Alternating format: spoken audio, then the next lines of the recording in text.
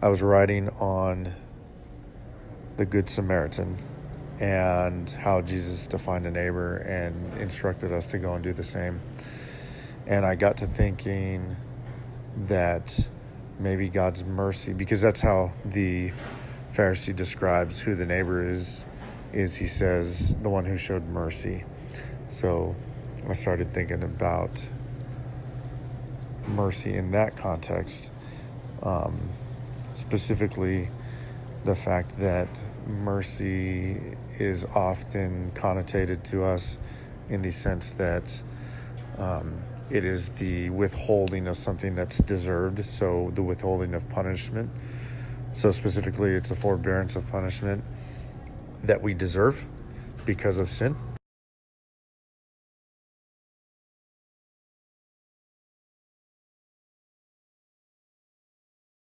And then because God's mercy is a withholding of a punishment that we deserve because of our sin and the bad things we do, we try to change our behavior to do good things, to show our appreciation or understanding or gratefulness or thankfulness for God showing us mercy. And we impute that to other people by the way that we treat them. That's, I think, primarily where things like love the sin or hate the sin comes in, because we want to identify people as being bad and we treat them that way. So because people are bad, the way we interact with them when it comes to being a neighbor is not really loving. Like, it's not even an act of mercy, or it's not even merciful in the way that we treat them. We expect them to clean themselves up. We expect them to change their behavior, and if they don't, so if they don't, then we treat them as such. And it's this fine line, because of course the Bible says that we are sinners, all fallen short of God's glory, that the wages of sin is death. Like, that's all true, but that's maybe descriptive more than it's prescriptive. Like, hey, you ate from the tree, now you'll surely die. And so here's where the switch in thinking comes. So the switch in thinking is, maybe sin isn't so much about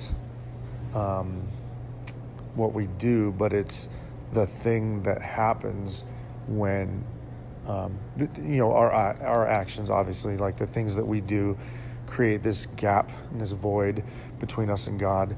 And sin is more about distress in our life than it is about bad things that we do. Like, the bad things or the decisions that we make have consequences, surely, but maybe it's more about sin being the thing, like the separation from God being a point of distress. Like, we're so in distress because we're not living in the relationship that we're meant to live in, i.e. with God, connected to and holy with. So because of that, literally everything in the world is in distress. Literally everything in our life is approached from a point of distress.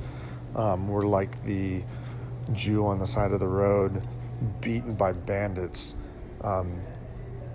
and broken and hurt, and needing someone to come in with not a forbearance of penalty or punishment, but needing someone to come in with compassionate kindness, who tends to our wounds and rescues us out of that brokenness and that separation from that good relationship, and then takes us to the inn and tends to us and pays the debt that distress incurs. And so our debt's paid, And it's the debt that distress incurred. Like in our distress, there is a debt that must be paid, and not even getting into those atonement theories and stuff like that. Like those are, I think, all collectively important, and don't stand apart from each other. But more of this view of mercy is a place, or mercy is a thing. Mercy is more compassionate care, compassionate kindness, to save us out of our distress, rather than a forbearance of punishment. And maybe it's some of that, but I really think that Jesus used that example of what neighbor looks like, and what what he looks like when it comes to dealing with us in our distress.